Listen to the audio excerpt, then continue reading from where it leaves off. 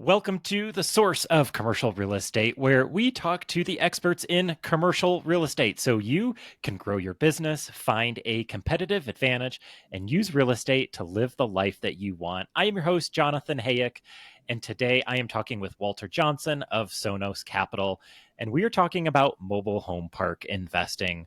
Walter isn't just at the helm of Sonos Capital's strategic vision, he's been a trailblazer in the real estate investing world since 2002. He's a board member of the Manufactured Housing Communities of Arizona and the City of Mesa, Arizona Affordable Housing Manufactured Housing Division. He has practical advice that we look forward to hearing from today. He will endeavor to demystify mobile home park investing for us. And beyond real estate, Walter is dedicated to giving back. He is involved with Feed My Starving Children, the Boys and Girls Club, Salvation Army, Ronald McDonald House, and this just showcases his commitment to the community. Walter, it's a pleasure to have you here. How are you doing today? I'm doing well. It's a pleasure to be here. Thank you. Thank you for hosting. I'm really looking forward to this conversation. You have a wealth of knowledge in your niche. Why don't we get started by you telling us about your background, how you got started in real estate, and what your work looks like today? Yes, yeah. So how I got started? I had a mentor in Southern California. He had a mortgage broker's office, and he actually bought a lot of real estate. So I used to go to his office probably 4:35 every day and just listen to him. His name was Ed Garcia, and so he was Italian, so he had this Robert De Niro type voice. So when he spoke, it was almost like he was screaming at me. So I really paid attention to what he was saying, and I did that for months. I would say about 6 or 8 months, and then I went to visit my cousin in Arizona. He got a job at Intel, and I came out to celebrate. And I picked up a newspaper. We had those at the time, and I looked at the newspaper and seen houses in Arizona were $80,000. So, and at the time, the average house in Southern California was 400,000. So I moved out 3 days later with about $700 to my name and grinded. And bought my first place in 2002 and bought my first apartment building in 2003. So that's kind of how it worked out. I would say, when I came out here, no money, I bought my first investment property while I was still living in an apartment, and so it was definitely a struggle to get my first investment property, but I did it. Cool. So now you're involved in Sonos Capital. You're Mhm. the founder. You're the visionary. So tell me about what or who Sonos Capital is and what are you working on these days? So Sono Capital, it's actually a real estate fund that strictly is just in mobile home parks. I bought my first mobile home park in 2017. I double escorted, so I flipped it and then bought it back a year later for $1 million more because I've seen the opportunities. And so currently, right now, we're looking at buying parks in about 13 states. Cool. So tell me about your buy box. Are you, looking for stabilized assets? Are you value add? Tell me about the markets that you're interested in and kind of where you're buying and what you're looking for.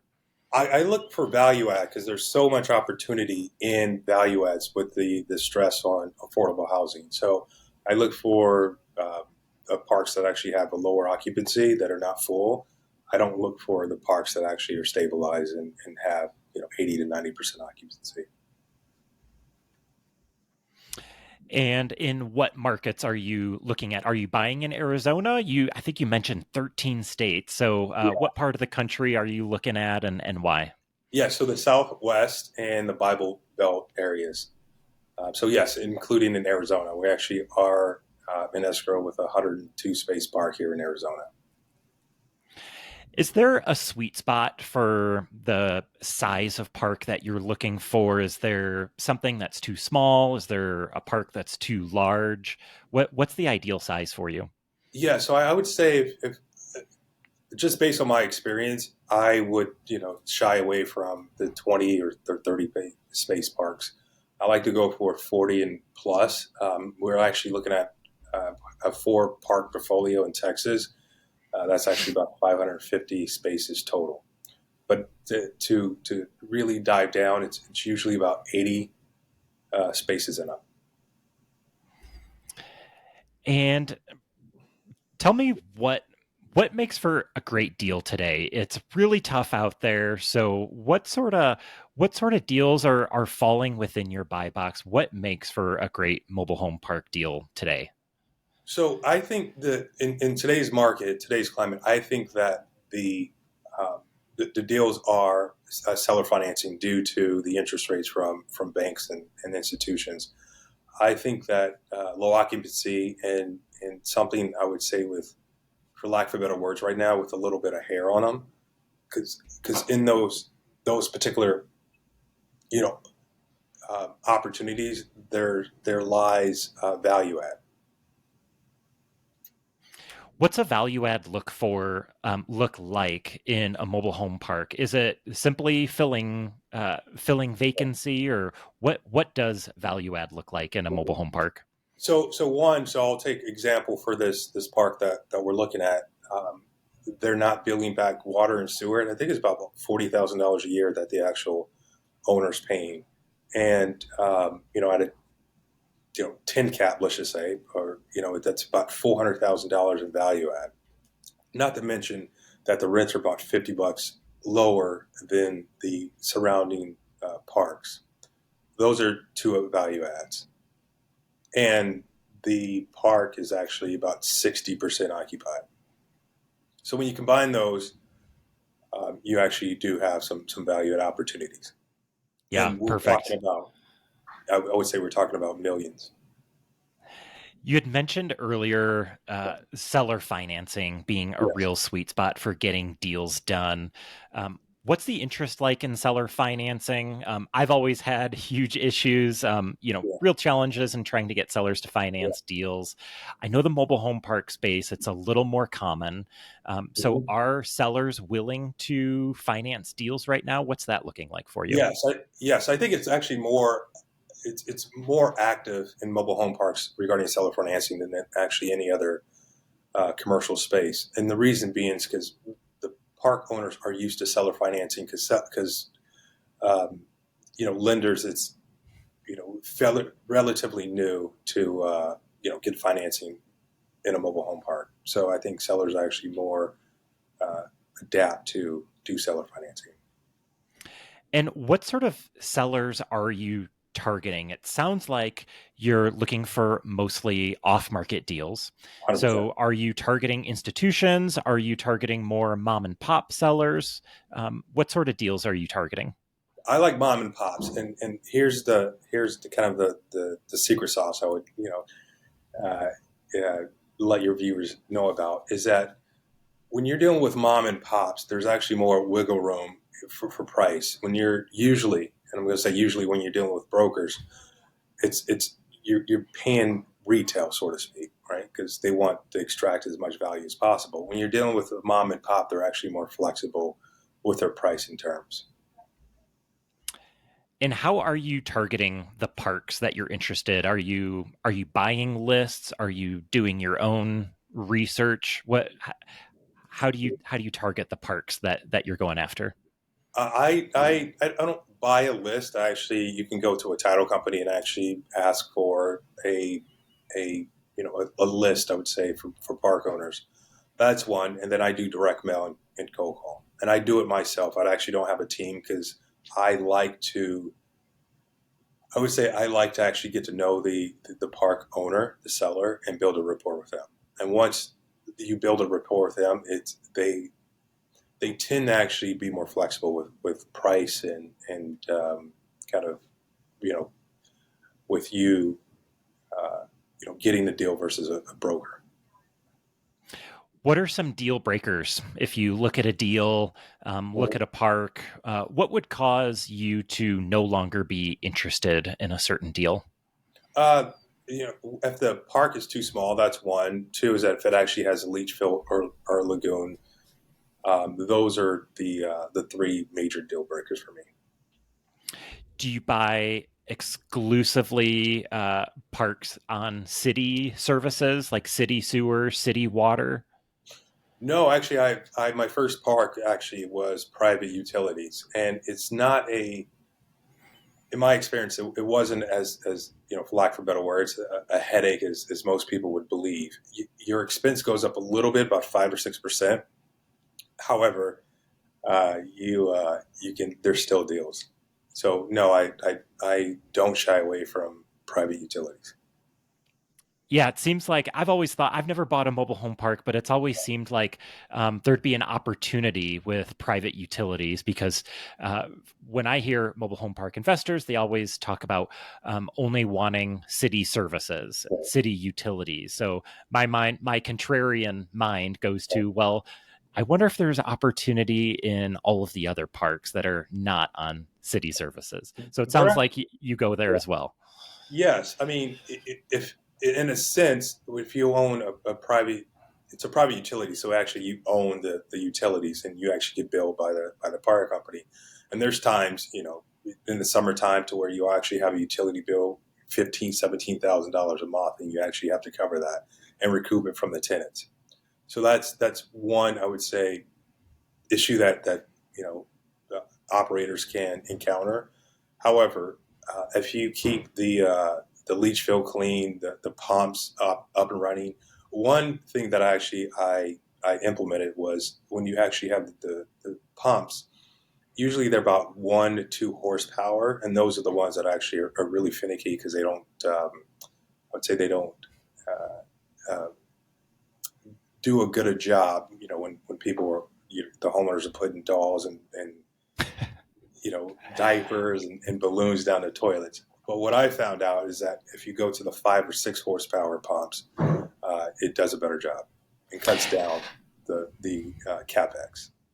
So, can you talk a little bit more about due diligence? It seems like that's from a hard lesson learned. The different size of the pumps. What other sorts of due diligence items are you making sure that you cover when you're looking at a park? You can go from due diligence from the police reports, how many times have the police actually been to the property. Tax returns are huge. A lot of mom and pops actually write down the rent rolls, and they don't use necessarily I would say software. Majority of them don't. So getting rent rolls, tax returns. I get the last 3 year tax returns. You get the bills, the utility bills. Those are due diligence that I go for. Yeah, Walter, you had mentioned earlier that you've got a fund. Sonos Capital is Mhm. raising a fund exclusively for mobile home parks. Yes. So, can you talk about kind of your decision process of having a fund versus just a single property syndication? Well, that is actually a great question. The reason why I say that I created the fund uh, and the reason why I created the fund, this is something that my one of my mentors advised me of, is that if you actually have, let's just say you went into you an investment with a few investors, and one of the investors passed away. Now their spouse actually wants the equity out of that particular park. Well, a fund actually spells it out to where you actually have to keep the fund running for X amount of time, and so it creates I would say more of a guideline than just going out and getting investors.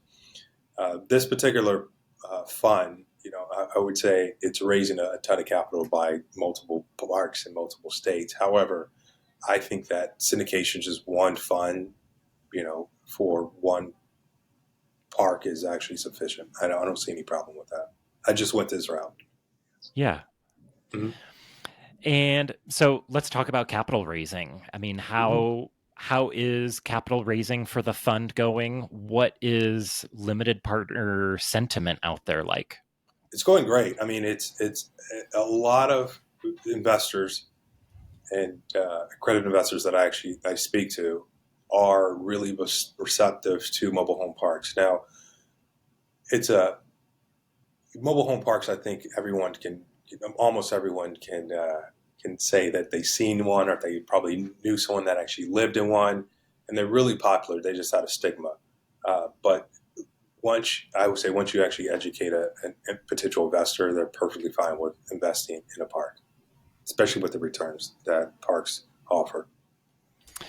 Walter, in your bio, I mentioned that you're on a couple committees Right. local to Arizona and Mesa. Right. Can you talk about kind of your motivation for being on those committees? Why are you on it? What does Yeah. it do for you, your reputation, your business? Yeah. So when I first bought my park, I studied parks for 3 years every day. I got the list from brokers because that's what I knew, and I just studied them.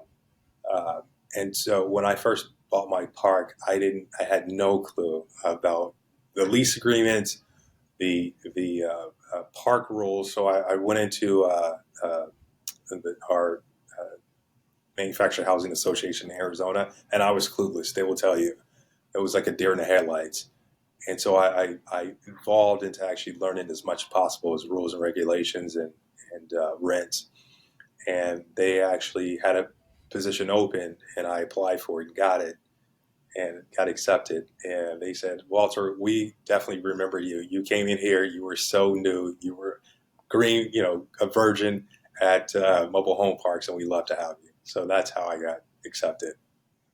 And then that spun off to the city of Mesa. They actually needed a board member for the manufactured housing division, and I applied for that and got accepted. And so, being on these committees, I assume it's volunteer work. Yes. What's your motivation for being on these committees? Do you suggest that others do it? Does it add to your network and relationships? What does it do for you? I would 100% advise anyone that's in manufactured housing that has interest in it. I would advise them to actually join their association. It actually helps because it actually keeps the I would say keeps the parks affordable and keeps it I would say keeps it affordable and actually keeps the parks in the public limelight. Yeah. So, Walter, as we continue on in our conversation, I have a Yeah. few more questions as we Yeah. head towards the tail end of our conversation. First one, what's the best deal that you've ever done? Ooh, okay. So I'll tell you about the best deal and the worst deal. This is good. I'm glad you. I would say the best deal that I actually ever did was a seller financing deal. It was a mom and pop. They owned it for since I would say about 12 years, and they needed out. The husband was actually suffering from dementia, and the wife they needed to sell, and so I got that park. I think it was like $100,000 down, and it generated $1,000 a day. So that was actually a great park. That was I did really well on that park. However, I would say there was a park in Phoenix. I think it was 2012, 2013, right around there, and it was really in Phoenix, like the city of Phoenix, and it was $390,000, and it was grossing $45,000 a month. And I didn't know anything about parks, and I didn't, you know, buy that park. I didn't pull the trigger. So those are I would say, my good and bad deals. What are your take that first deal, that best deal that you did? What's your biggest lesson or best takeaway from that one? I would say the biggest takeaway on that is, for myself or anyone that's looking at parks, is actually know the park, know the manager, know your tenants. I wouldn't necessarily say that you're the owner. I would say you're part of management, but I would be really involved in the park.